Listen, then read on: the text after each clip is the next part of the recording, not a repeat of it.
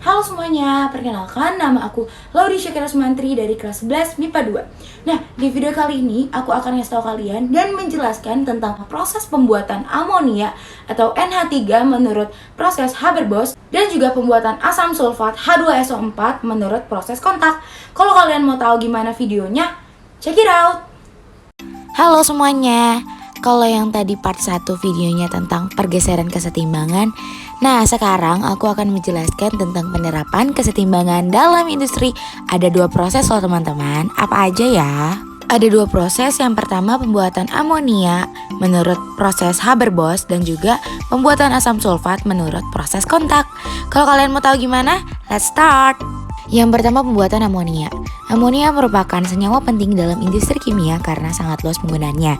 Contohnya untuk pembuatan pupuk, asam nitrat, dan senyawa nitrat untuk berbagai keperluan amonia di Indonesia dilakukan di pabrik petrokimia di Gresik dan Kujang.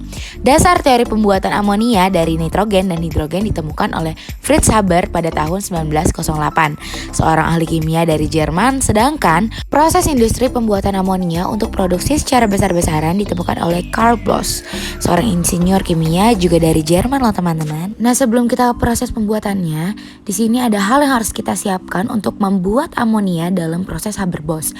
Yaitu yang pertama, proses Haber ini disebabkan karena kebutuhan amonia di dunia itu khususnya untuk pupuk itu sangat penting ya teman-teman. Kita juga membutuhkan reaksi eksotermik, yaitu membutuhkan gas nitrogen dan juga gas hidrogen yang akan direaksikan menjadi 2 mol gas amonia atau NH3. Dan untuk mengoptimalkan proses Haber ini kita membutuhkan yang pertama rasio nitrogen dan hidrogen sebesar 1:3. Yang kedua membutuhkan suhu 450 derajat Celcius. Yang ketiga membutuhkan tekanan 20.000 kilopascal. Yang keempat kita butuh katalis besi. Di sini fungsinya untuk mempercepat menuju kesetimbangan reaksi reversibel pada proses Haber tersebut ya teman-teman. Cara membuatnya yaitu yang pertama mencampurkan gas hidrogen dan nitrogen. Selanjutnya dua gas tersebut akan dikompres dengan tekanan 20.000 kilopascal. Gas-gas yang telah bertekanan itu kemudian dialirkan melalui reaktor yang berisi katalis besi. Selanjutnya campuran amonia yang telah terbentuk akan dikondensasikan menuju fase liquid dan gas hidrogen dan nitrogen yang tersisa akan diedarkan kembali menuju reaktor untuk disintesis kembali menuju gas amonia. Yang kedua yaitu pembuatan asam sulfat. Asam sulfat merupakan bahan industri kimia yang sangat penting yang digunakan sebagai bahan baku untuk pembuatan pupuk.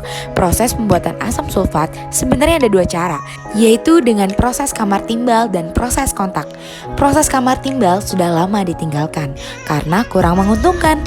Sedangkan proses kontak menghasilkan asam sulfat mencapai kadar 99% dan biayanya lebih murah loh teman-teman. Nah, ada hal yang harus disiapkan untuk membuat asam sulfat dalam proses kontak loh teman-teman.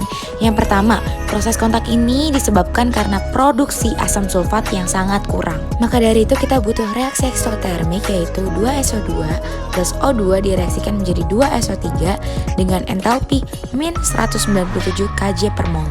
Dan untuk mengoptimalkan proses kontak ini kita membutuhkan yang pertama menggunakan suhu sebesar 450 derajat Celcius, yang kedua menggunakan tekanan 200 kilopascal, dan yang ketiga menggunakan katalis V2O5 atau vanadium oksida. Cara membuatnya yaitu yang pertama mencampurkan udara dengan sulfur yang akan dilanjutkan dengan reaksi pembakaran sulfur menjadi gas sulfur dioksida. Setelah terbentuk gas sulfur dioksida, maka udara akan dipompa kembali menuju reaktor dan kemudian campuran gas akan dibersihkan dengan pengendapan elektrostatik untuk menetralisir segala residu yang terdapat setelah pembakaran sulfur menjadi sulfur dioksida. Setelah itu, gas-gas yang tersisa akan bercampur dan bereaksi kembali untuk membentuk gas sulfur trioksida yang ada di sini. Di dalam reaksi yang kedua ini, reaksinya adalah reaksi kesetimbangan selanjutnya.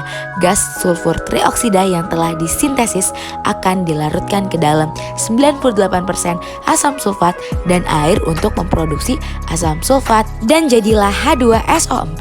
Halo semuanya, terima kasih yang sudah nonton video aku. Nah, jangan lupa ya kalian pelajarin semua yang sudah aku jelaskan. Dan juga maaf bila ada kata-kata yang salah. Selebihnya, wassalamualaikum warahmatullahi wabarakatuh.